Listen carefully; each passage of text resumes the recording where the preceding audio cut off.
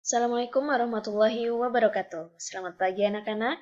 Hari ini kita akan belajar untuk tema 1, subtema 3, pembelajaran yang pertama. Kita akan mempelajari mengenai ide pokok, mengenai mengembangkan ide pokok menjadi paragraf, dan mengenai gerabah. Nah, selanjutnya, kalian perhatikan gambar berikut ini.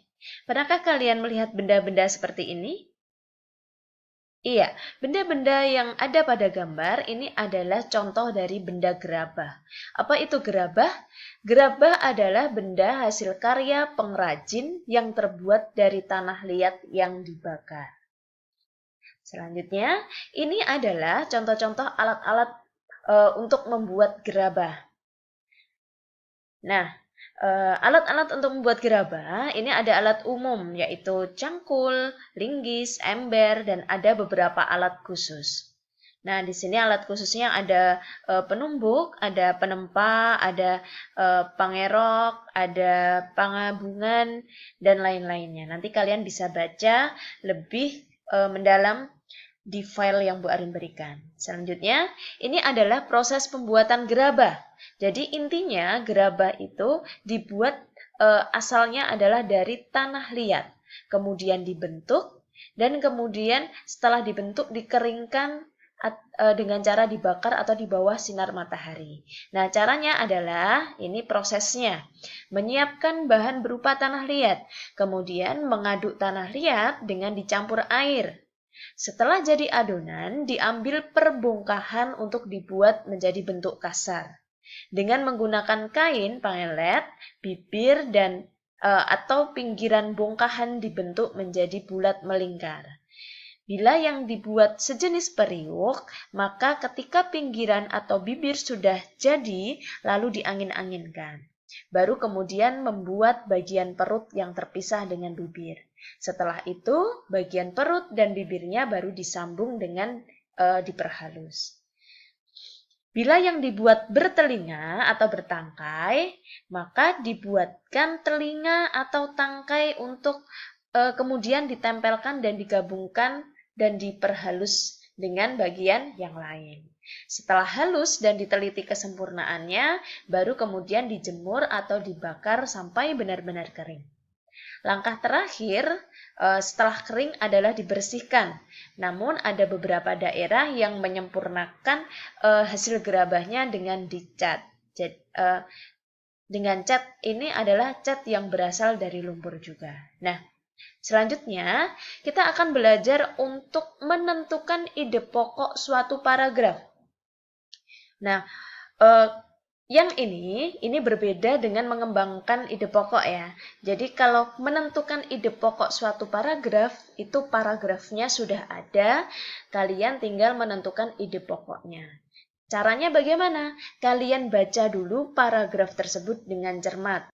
Setelah kalian baca, kemudian kalian temukan kalimat utama pada paragraf tersebut. Jadi kalian cari dulu kalimat utamanya, baru setelah itu kalian tentukan ide pokok paragraf tersebut berdasarkan kalimat utama yang telah kalian temukan. Nah, jadi biasanya ide pokok ini terdapat di kalimat utamanya.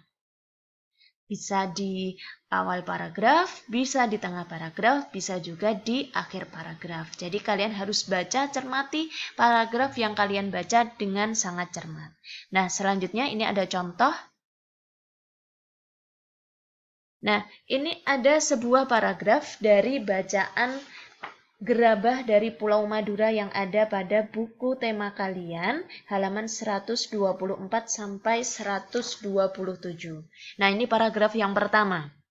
Salah satu warisan karya budaya yang sangat tua, luas persebarannya dan mampu bertahan hingga sekarang adalah gerabah, yakni barang pecah belah dari tanah bakar yang dibuat secara tradisional. Gerabah juga dikenal dengan sebutan tembikar. Gerabah konon telah dibuat manusia sejak mereka hidup menetap dan mulai bercocok tanam beberapa ribu tahun sebelum tahun Masehi. Dan kini masih kita dapatkan di seluruh pelosok Nusantara, tak terkecuali di Pulau Madura. Nah, dari situ dapat kita temukan bahwa ide pokok terdapat di kalimat utama, yaitu pada kalimat pertama. Salah satu warisan karya budaya yang sangat tua, luas persebarannya, dan mampu bertahan hingga sekarang adalah gerabah, yakni barang pecah belah dari tanah bakar yang dibuat secara tradisional. Nah, dari kalimat utama tersebut, kita dapat ambil ide pokok. Salah satu warisan budaya yang sangat tua, luas persebarannya, dan mampu bertahan hingga sekarang adalah gerabah.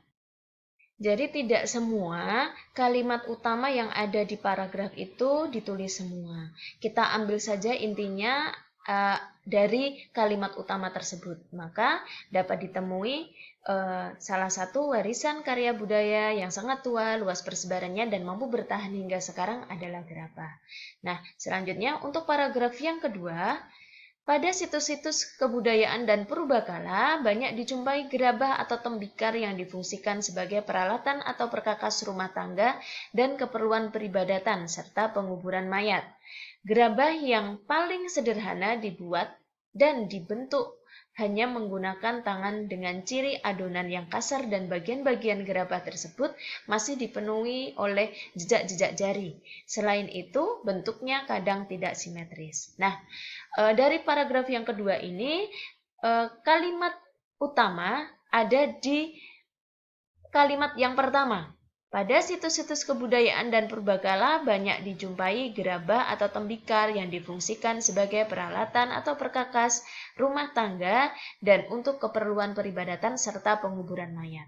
Nah, dari kalimat utama itu kita tarik ide pokok atau kita ambil kesimpulannya atau intinya saja, yaitu pada situs-situs kebudayaan dan purbakala banyak dijumpai gerabah atau tembikar.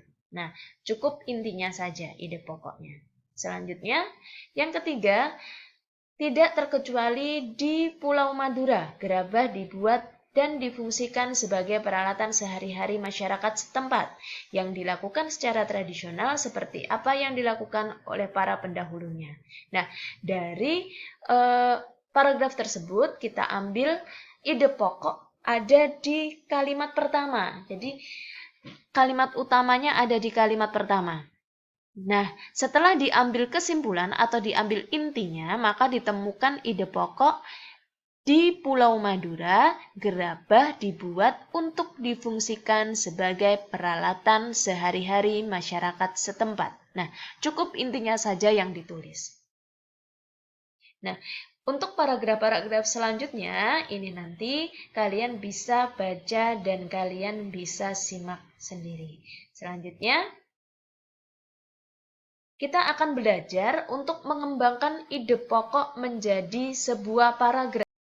Untuk kali ini berbeda dengan yang tadi. Kalau tadi paragrafnya sudah ada, kalian diminta untuk menentukan ide pokoknya. Kalau yang sekarang ini akan kita pelajari, ini sudah ada ide pokoknya.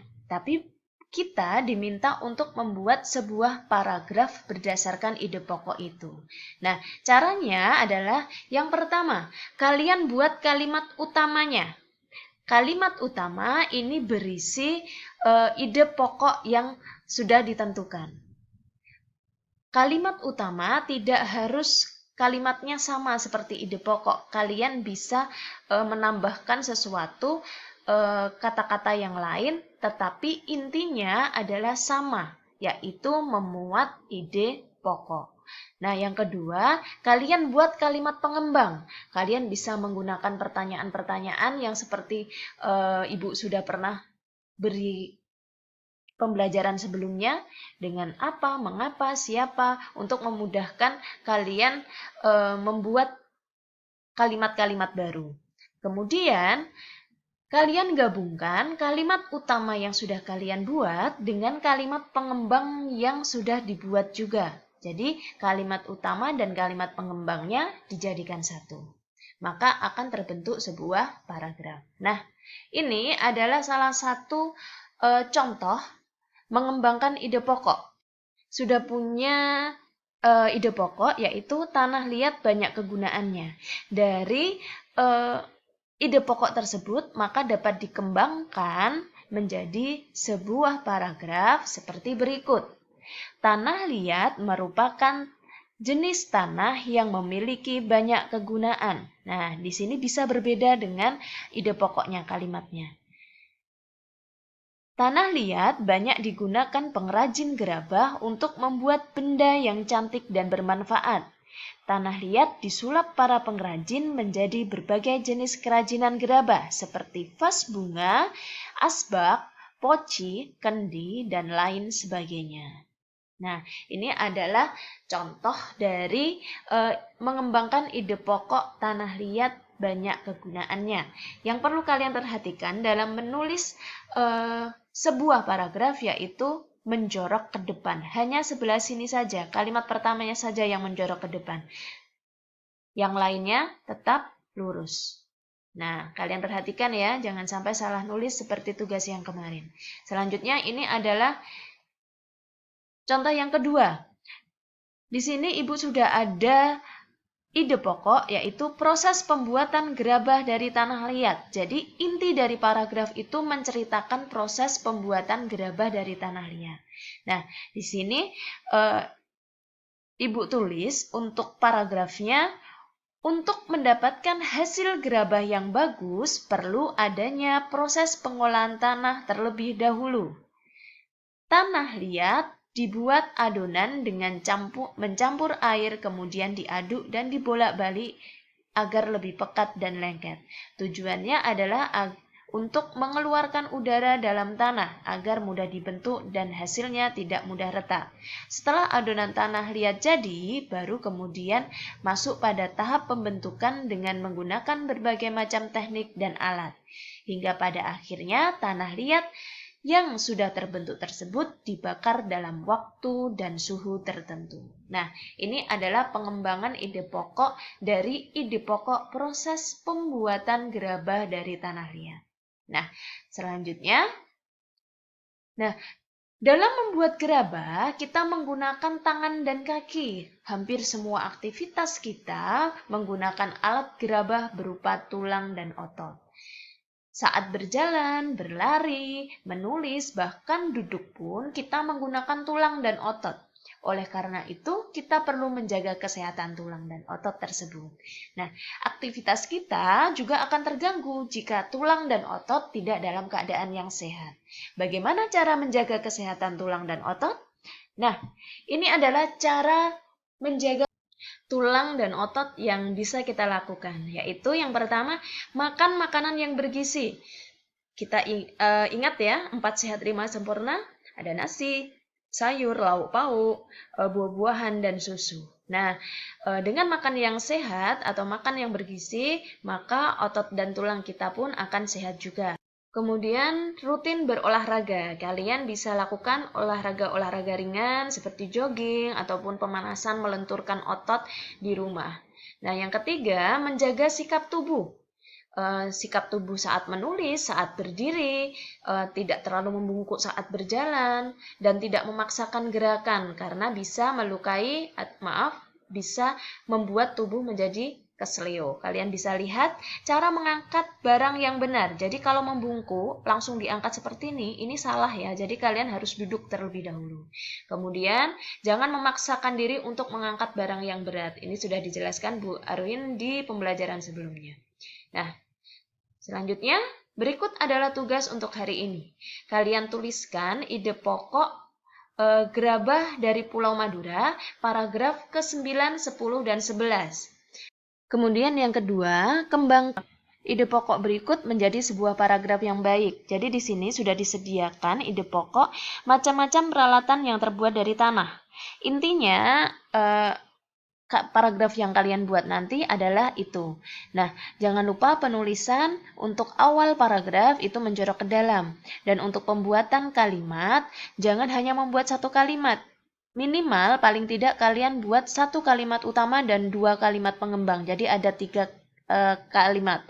Nah, lebih dari itu maka itu lebih baik. Nah, demikian pembelajaran hari ini.